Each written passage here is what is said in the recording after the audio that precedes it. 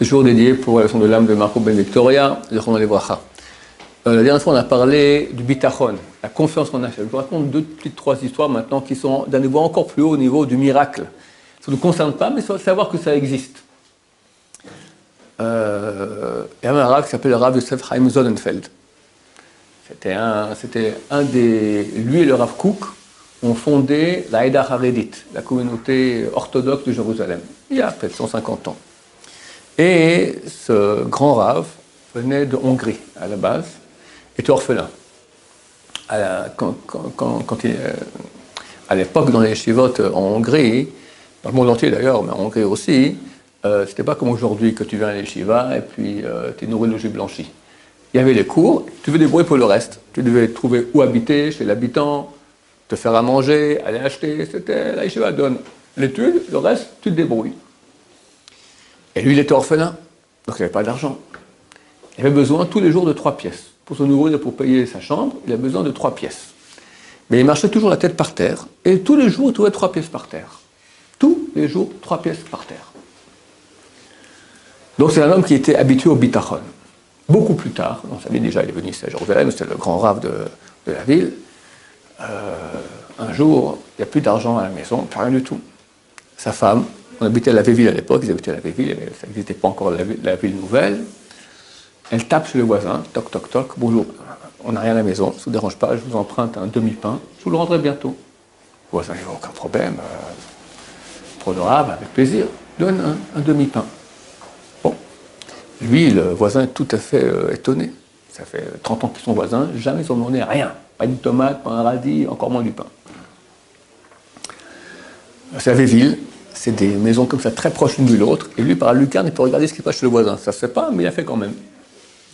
Et il voit que le rave rentre à la maison, enlève son manteau, enlève son chapeau, se met à table, et se met à manger le pain.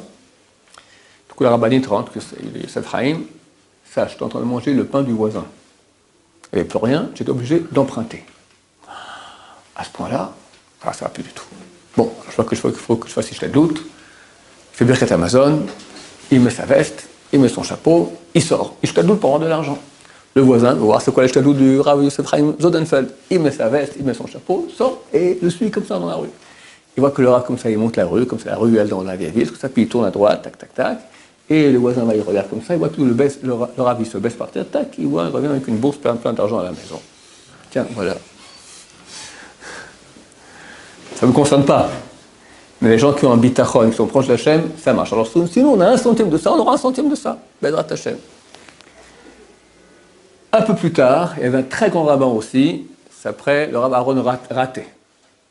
C'était le Admor de Tolot Aaron, Me'asharim.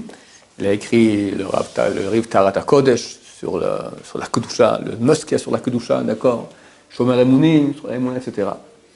Et quand il était jeune, il était aussi dans une situation de détresse, très très difficile, mais il étudiait jour et nuit sans... Puis un jour, c'était vraiment encore plus dur, alors il a demandé à Hachem, je t'en supplie. C'est toi qui nourris le monde entier.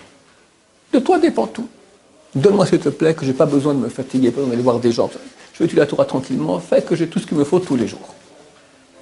Et il s'est rempli beaucoup de bitachon, tout provient d'Hachem, tout, c'est tout du cinéma, il n'y a rien que Hachem. Il faut vraiment faire des exercices tous les jours là-dedans, et ça aide énormément.